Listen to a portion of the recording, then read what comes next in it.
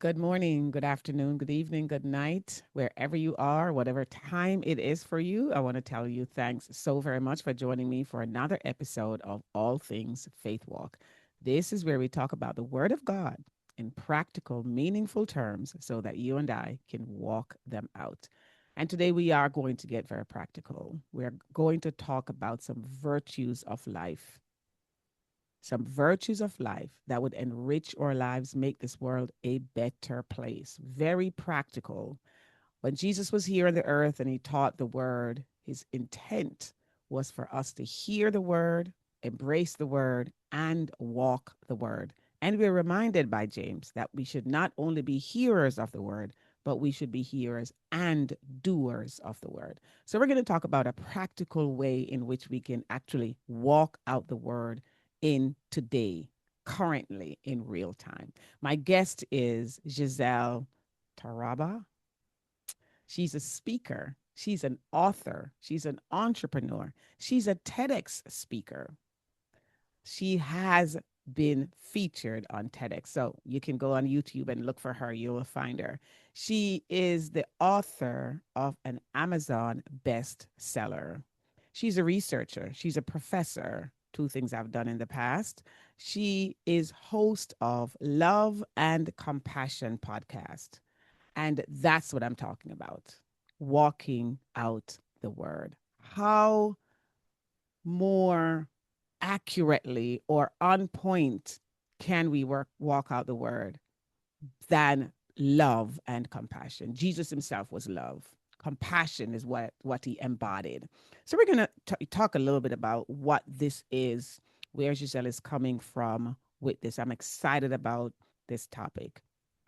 She has listeners on our podcast from over 4 to 5 different countries. So she has a far reach. She's currently working on a documentary entitled Courage to Love, the Power of Compassion. I'm waiting for it to come out because I do want to see it. So write that down, and upcoming documentary. And she's going to talk some more about that. Courage to Love, the Power of Compassion.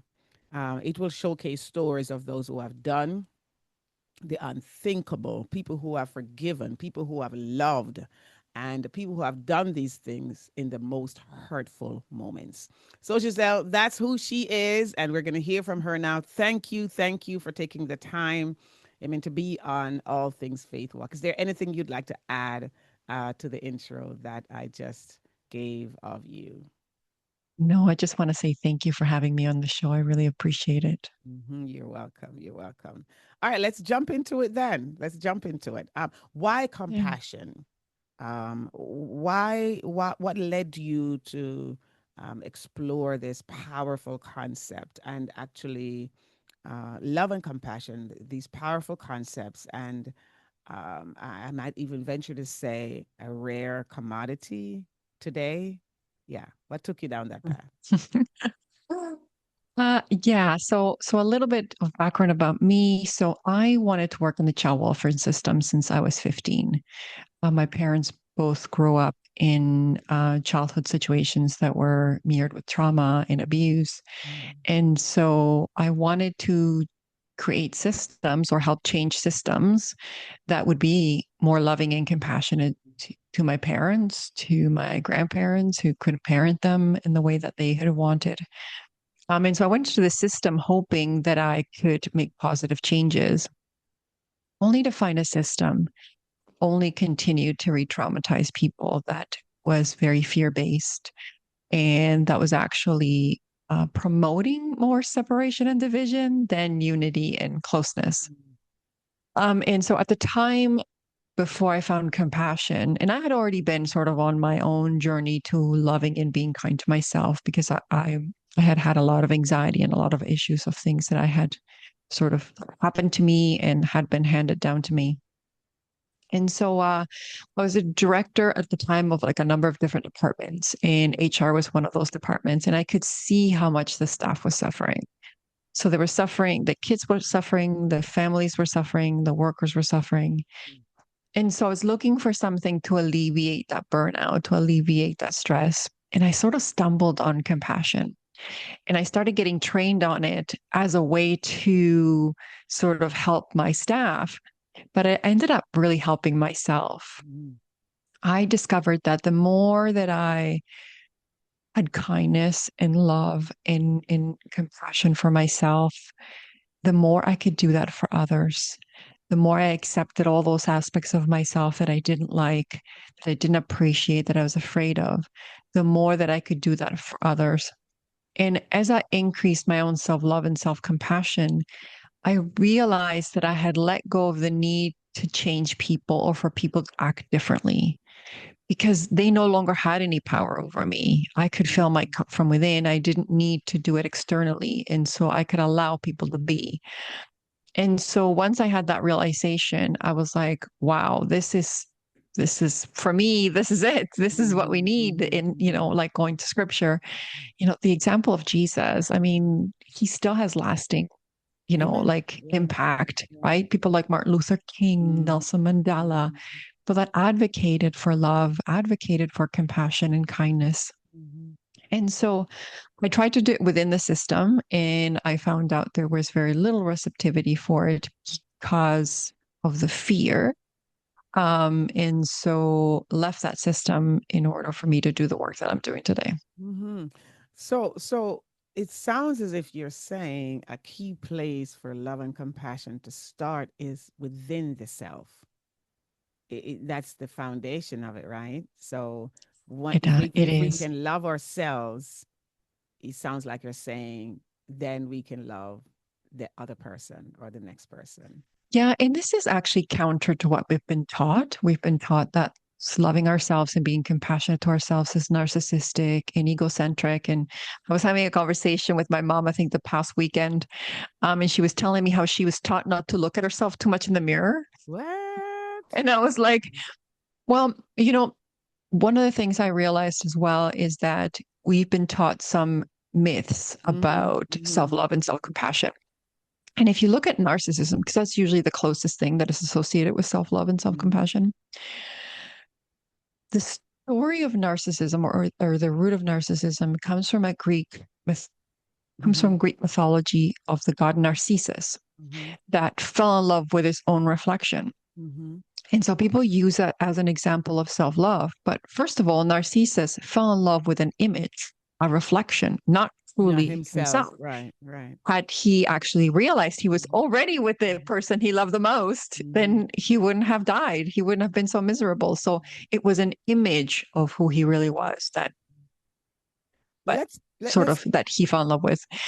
And the other piece is if you look at people who exhibit narcissistic behavior, their behavior is an attempt to manipulate someone else to give so that they can get love and attention and Mm-hmm. affection. Mm-hmm. People that truly love and have compassion for themselves don't need that from other Right. people. Right. They fill their own cup. Right. Right. And so they don't need other people or especially not need to use force on other people for them to get what they need.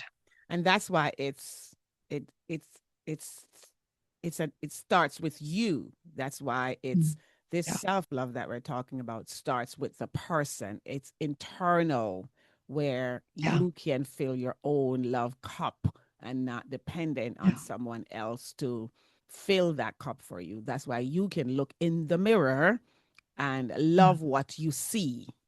That's Yeah. why you can treat yourself and not feel guilty, because you Yeah. love yourself and you see yourself as worthwhile. Can we talk a little bit Yeah. more about the distinction between healthy self love and unhealthy self love? Because there Yeah. is an unhealthy, I teach people to love them. I love myself. Listen, Mhm.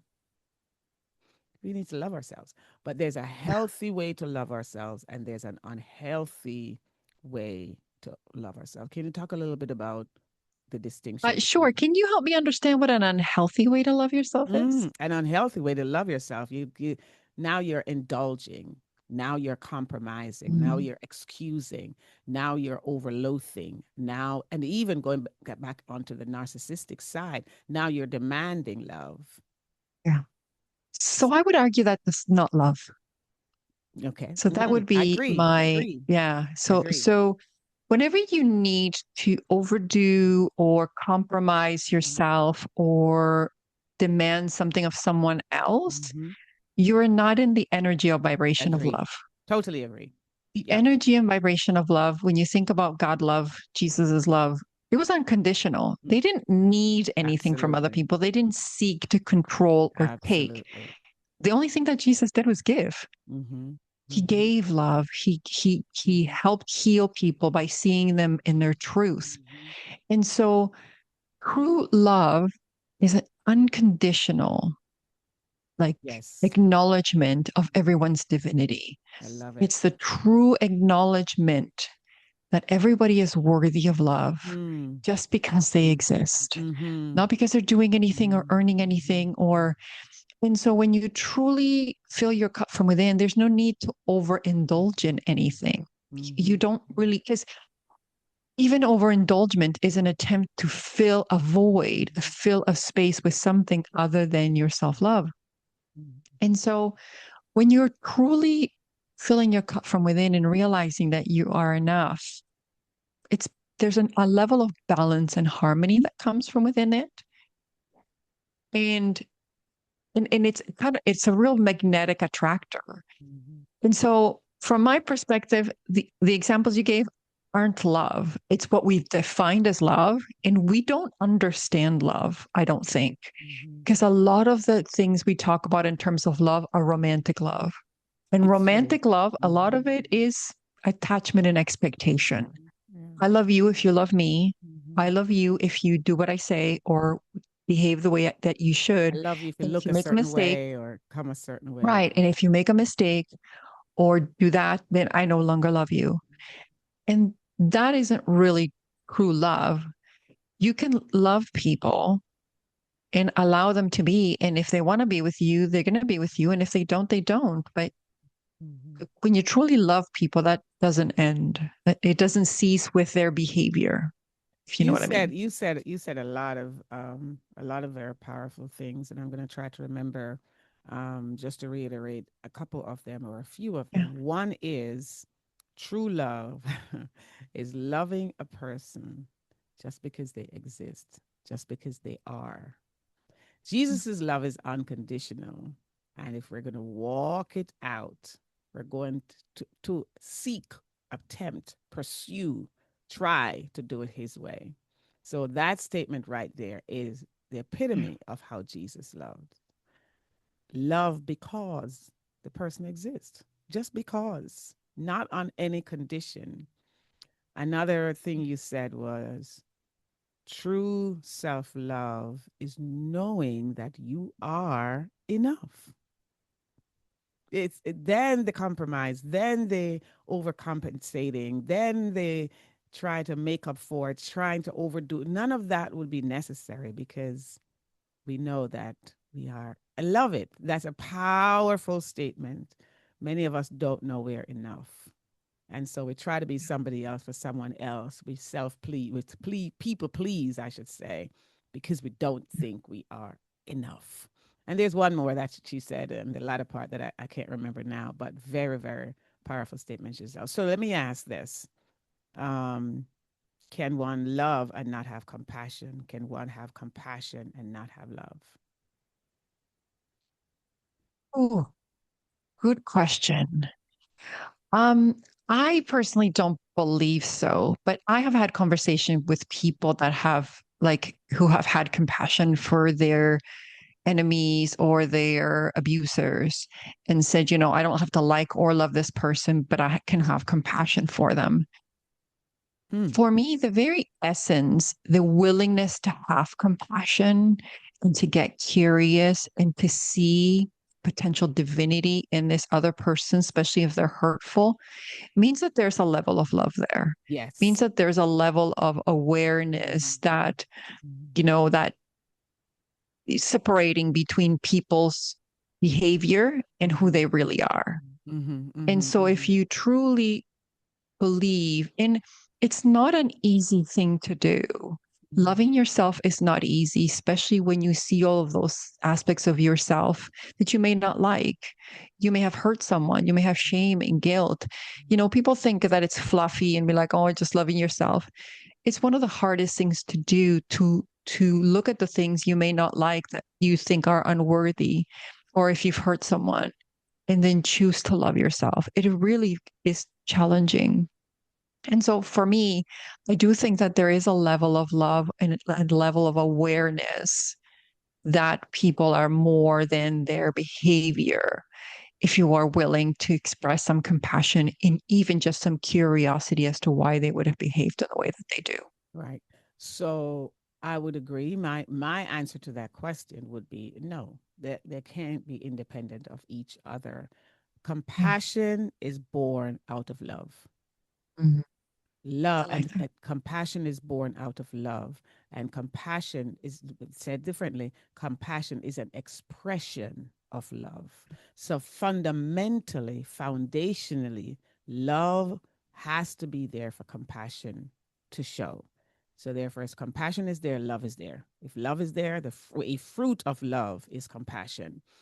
And then I would go even a little deeper with that. It's to look at the difference between compassion and sympathy. Yeah. Um, for me, to me, there is a difference. Sympathy Yeah. is an emotion, and that doesn't have to be born out of love. It's a condition you see that's negative, that you would not want to be in. So there's sympathy.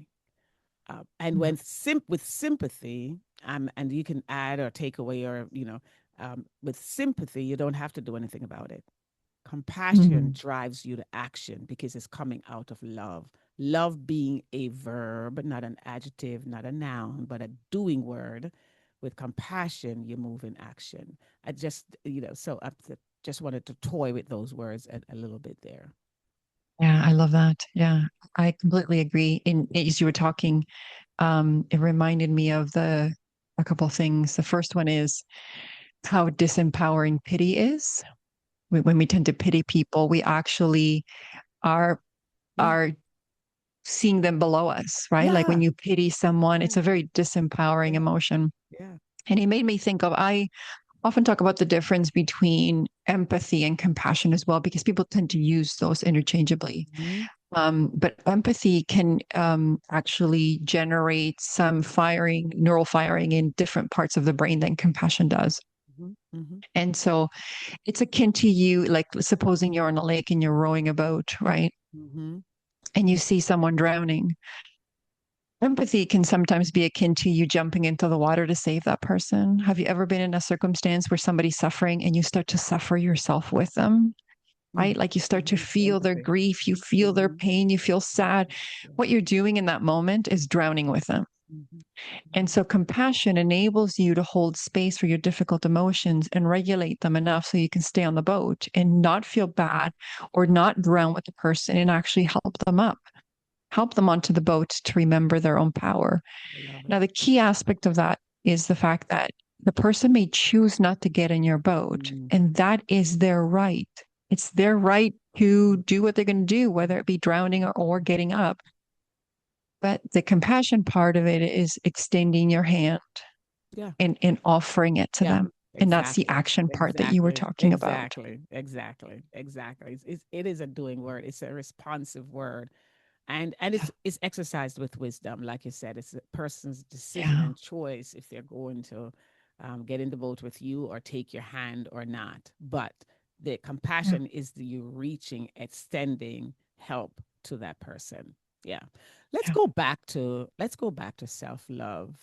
What are Mm. some of the reasons why I heard you mention that it's a difficult thing to love yourself?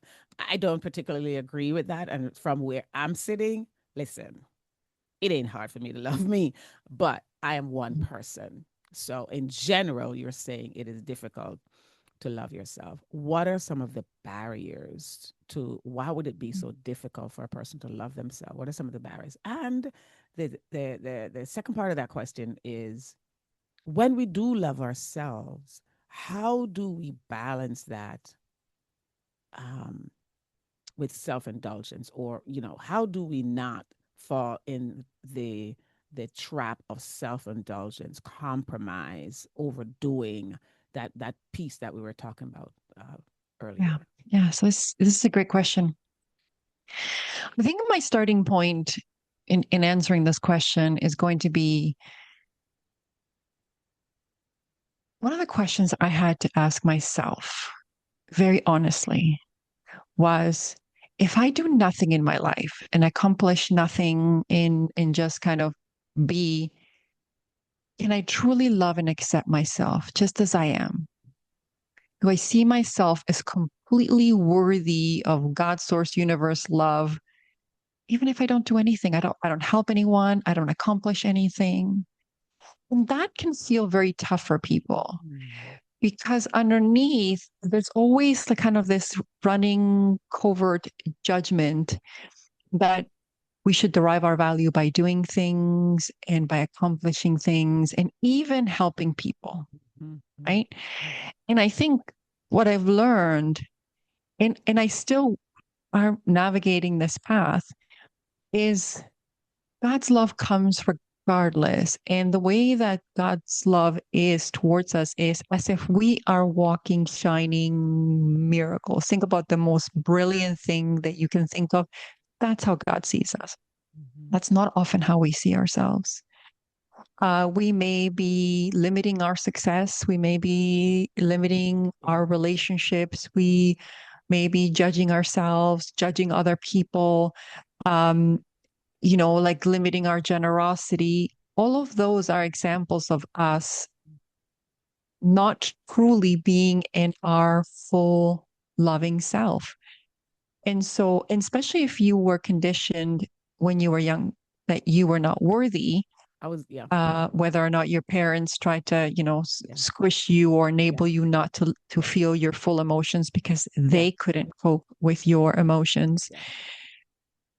Children have a habit of internalizing because Mhm. to them, because they tend to be what you were talking about, like egocentric and a little bit selfish because that's their worldview in the moment. They're learning to differentiate themselves from their parent, and then they just start, oh, I'm a being, and this is me. And so they're not going to understand if their parents get divorced, that it had to do with their relationship and their issues. They're going to internalize it and say, it's my fault, my fault, my fault. Everything, their first thought tends to be my fault. Everything, yeah. And so, and so when you have that and you grow up with that, you have a tendency to blame yourself. And then there's all the messaging in society around how loving yourself is narcissistic and indulgent and all of those things. And so it can feel hard to go against that grain and then to say, well, I'm going to love and accept myself fully for all the things Yeah, that I yeah, have done. yeah. Even religion teaches us to feel guilty. Hmm. Like if you look at some Erroneously. religions, they teach Yes, guilt, yes. and God does not, No, he and doesn't. Jesus does not. Yeah, no. And Jesus went even further that said, Jesus did not want to be a guru. That was not Jesus's message. Jesus's message was, everything that I do, you can do and more. Mhm. What he meant was basically, as we are all children of God, everything that I can do, you can do through the Father. Amen. And so he said, like you were talking about earlier, follow me, do as I do, walk this path, don't idolize me. I'm not just sort of like follow some middleman. Like it just doesn't. Worship me. So the messaging, so we are working against this messaging Mhm. to And sift through all of that. Yeah, might I interject? of The other course. thing Yes. too is Jesus loves us. You started Yeah. out with that statement. He loves us with our flaws, with our brokenness, with our scars, with our mistakes, with our inconsistencies, with our lying, with our steal, with all of the wrongs that we do. He loves us. So then if he can love us being God in this state as much as we disappoint him, why can't we love ourselves? Why shouldn't I should say we love ourselves? So we can love ourselves without crossing over into narcissism, without crossing over into what I was calling unhealthy Yeah. love, which Giselle Yeah. classified as So I'm going unhealthy to love. argue that you can't have too much self love. The narcissism, again, they're two different things. It's not love. It's It's not not. love. I'm It's I'm not even total in I'm the same string. totally totally Yeah. agreeing. Totally Yeah. agreeing. It's It's not it's love. it's It's not. it's a It, misdefinition of yeah. love. Yeah, It's totally not like agree. there's like no love and too Mhm. much love over Mhm. here. Mhm. Love Mhm. is a different vibration. Mhm. Is full acceptance and Mhm. full seeing seeing our worth and value. And if we all lived from that place and saw ourselves as God and Jesus and source energy sees us, I don't think we'd have the world we have. Right. I don't think we, Right. and Right. like I was talking to someone else, we were talking about greed. Greed is just a fear of lack, right? And you're trying to It's throw true. money That at is, I love something. it. Greed is a fear of Yeah. lack. I love Yeah. it. Because think about it, like, we've had conversations. I've had conversations with people that are like, oh, how many more millions does it take? 500 billion, and it's not enough because they're trying to throw money at something that Mhm. money's not going to Gonna solve. So solve. it's Yeah. never going to be enough. Yeah. You're trying to fill a hole internally that money can't fill, that possessions can't fill. And so it is never going to be Never going enough to be. Yeah. until you go to the thing, which is really that internal self worth, that internal love. And then you realize that all of these material things, yeah, you could be grateful for them and enjoy them. They're not your essence, and No, they're not. they don't give you anything. Neither do they define you. Exactly, exactly. They're So just so that's temporary. Yeah. where so that is where I don't feel you can have too much of love for yourself or for anyone, Mhm. because we are still trying to understand what love is. Mhm. Relationship, like love in relationships, is most often not love because it's not unconditional. Anything that is unconditionally fully accepting, fully valuing, that is true love. And I don't believe we truly practice it. And it's like we're seeking to attain it. But as long as there is judgment and no curiosity, as long as there are Conditions. divisions, good and evil, as Mhm. long as there's an us and them, there will not be a presence of that love. So that definition that you just gave of love is biblical, is the God kind of love. And it is very, very rare in our society. It is very rare. Let But me, possible. But possible. That's the not one not thing I will say. impossible. It Yeah, it's absolutely possible. not, because we are called to emulate him, and Yeah. there's no way he's going to ask us to do something that he doesn't give us the grace to do. So absolutely not impossible. Yeah. Not at all Yeah. impossible. I know I had a part two to this question, but I just want to. I pray the listeners are enjoying this, and I want to pause right here to give you an opportunity to just talk a little bit about your resources, your upcoming documentary. So we'll do it here, and we'll do it at the end again, please. Yeah. Thank you very much. So I'm doing a number of things. The first one is I'm writing a second book. I wrote my first book was Reimagining Work because I really wanted to work differently. I think that God gives us all of the resources that we need to live flourishing lives and to explore and do all of those things. But we're sort of really stuck in the work mode and living to work and that whole thing. And so I'm writing a second book called Reimagining Education, and I'm writing it with my daughter because with this new age of I think in order to create flourishing human beings, we're going to have to educate ourselves differently and educate our children differently and educate our children on the foundations of love and compassion and how to create a flourishing individual and how to create a flourishing society. And so that's one thing that I'm currently working on. The other one is a documentary, which is probably like my biggest, boldest dream at this time. And I will say, and I have to acknowledge, none of these projects that I'm doing come from me. Like they come through me. And what I mean is that I originally didn't seek out do a love and compassion podcast, which is all like my podcast. I was divinely guided to do it. I Mhm. didn't even know what a podcast was. Mhm. But I met this extraordinary woman who, at the time we were talking about how to bring compassion into systems, she had brought it into the prison system. I was trying to do child welfare, and she spent this time with me talking. And at the end of the conversation, something within me said, ask her about the book. So I obeyed and I said, hey, do you have a book? And she's like, yeah, yeah. And she gave me the title and we hung up. And I thought, I'm going to get this book as a thank you to her. She spent 2 hours with me, like trying to help me with my child welfare thing. And I read this book. This book is about an extraordinary love story, but it's not this love story you think it is. She goes to Belize. She thinks she's going to be swept away with this romance. She actually gets kidnapped by a man posing as her taxi driver, taken deep into the jungle, is assaulted, and is about to get murdered. And her solution was to actually lean into the person and love them and see their humanity so that he may see hers. And that's exactly what happens. A person that 1 minute's going to murder her, as she starts to try to see his divinity, he starts to see hers. And in the end, drives her back to her hotel because he wants her to be safe, which doesn't make any sense considering this person was the one who put her in danger. And that story really shook me.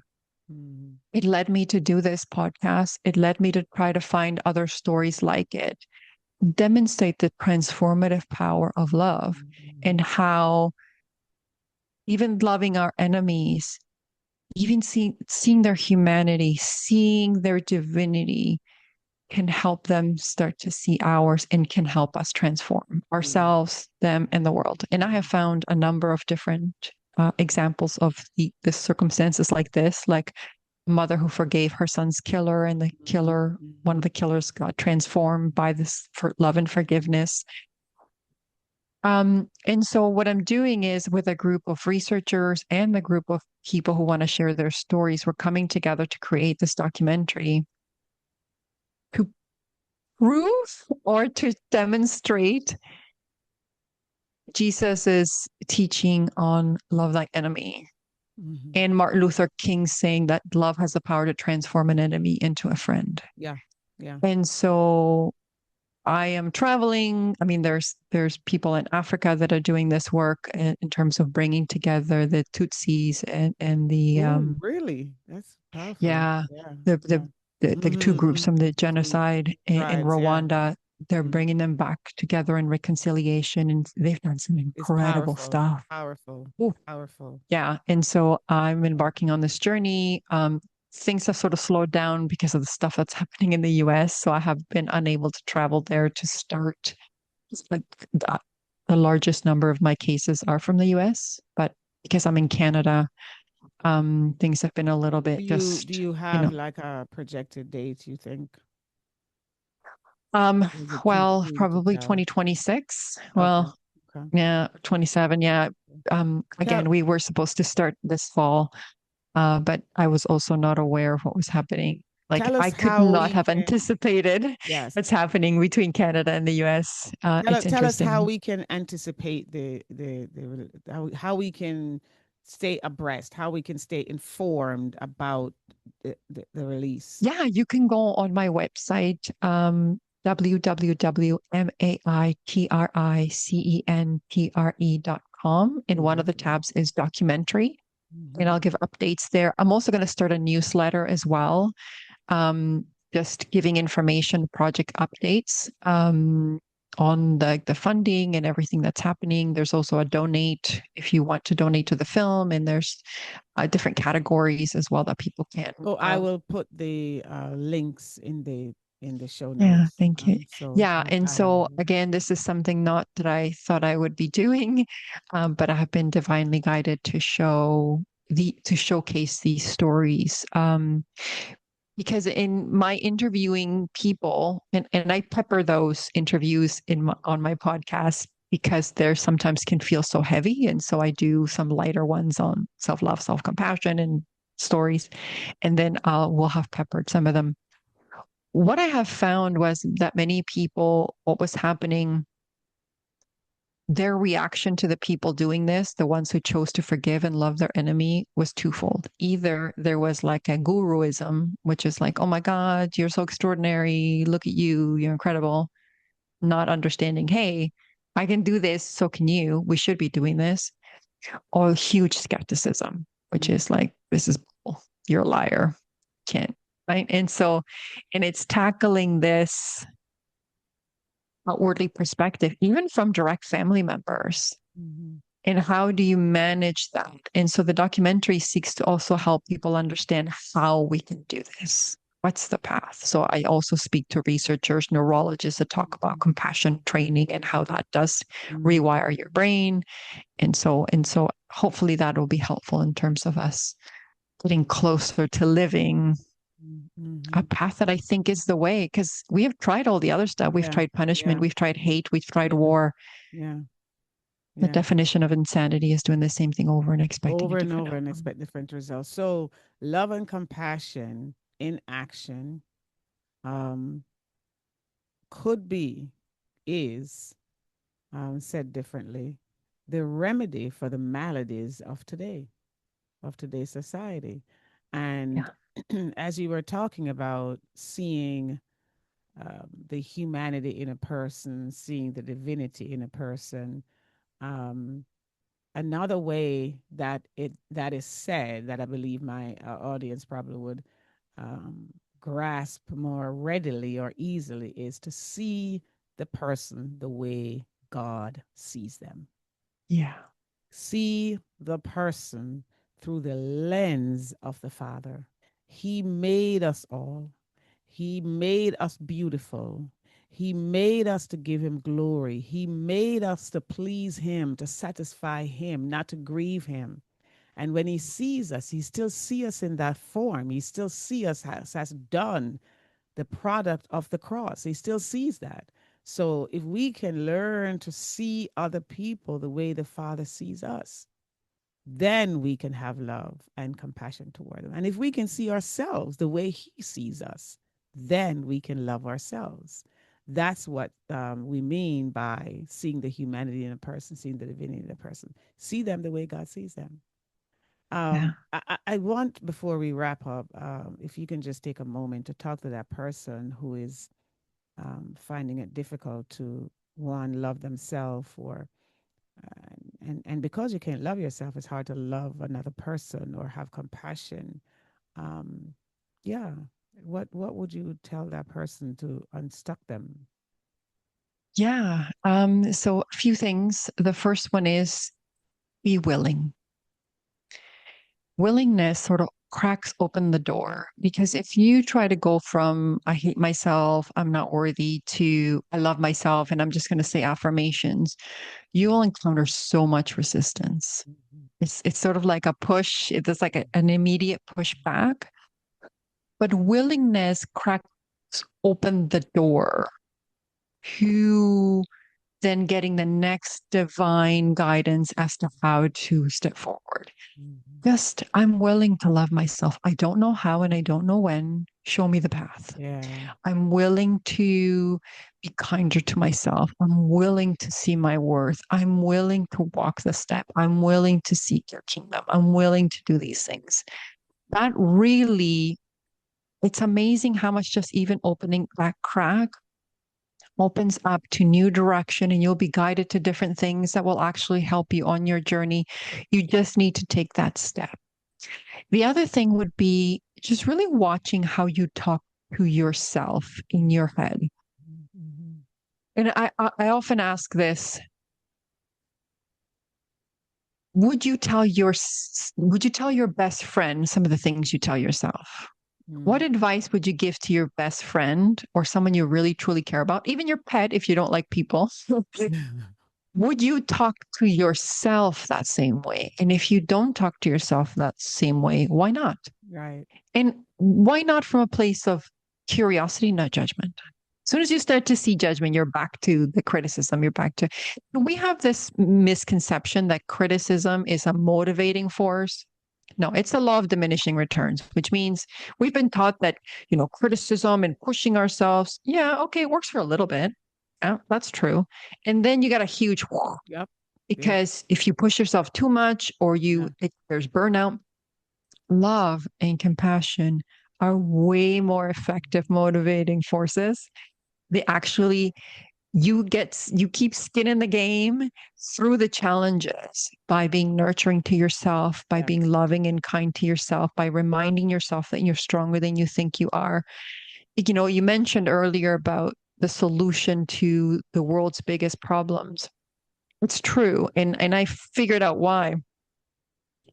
Love and compassion for ourselves enable us to work through our difficult emotions and feelings and hold space for them so that then we can hold space for the difficult feelings of others and we can lean into one another and have difficult conversations. We struggle with difficult conversations. We cancel each other. We don't want to hear it. But it's through conversations and engaging and seeing each other's humanity that keeps us in and that brings us closer together. But we can't do that if we can't hold space for our own difficult feelings. And we've been taught to run away from them. We've been told we shouldn't have them. We can only have some emotions and not others. We are told not to cry. None of those things are true, and none of those things are helpful. Allowing all of the vast feelings that we have and honoring them and treating them as if it was a very good friend enables us to get through them Yes. so that then we can engage Yes. in the difficult conflict Yes. in order to get through it. Yes. Awesome. Awesome. Thank you so much. And I just want to piggyback in closing on that word emotions. God created all emotions. All emotions are okay. The trick is we should manage and control our emotions. Our emotions should not control us. Anger is Yeah. an emotion that created by God. He gets angry. Yeah. Now, we shouldn't let anger control us. We should control it. That's the issue. So when we shut down emotions and say, no, we shouldn't feel that way, that's not accurate. Yeah. All emotions were created by God and we are made to experience them all. Is we can't trust them. We can't trust our emotions because they're temperamental and we can't Yeah. let them control us. So, Giselle, Mm. I thank you for this wonderful, very informative Thank you. conversation. It's a well needed topic, and please visit her website. I will be putting the links in the show notes, and I'm emphasizing it because I want to encourage us to stay tuned for that Mm. documentary. I love documentaries. I'll choose a documentary over a movie any day. Yeah. So I, Mm. I want to encourage us to stay tuned for it and hop on watch it, share it. She has a YouTube channel, she's on Twitter, Instagram, Facebook. I will put all of that in the show notes, and stay in tune for when that documentary comes out. Love and compassion, a rare commodity, but it's something we can do God's way. There's a way to do it, and there's a God way to do it. Giselle, thank you so very much for being Mm. here with us today and sharing those life changing nuggets, I believe them. So, listeners, thank you Mm. again. Viewers, thank you again for being here with me on another episode of All Things Faith Walk. Thank you so much. My name is Rosemary Downer. Website is booksbyrosemary.com. Instagram and Facebook are Books by Rosemary or Books by Rosemary Downer. Until next time.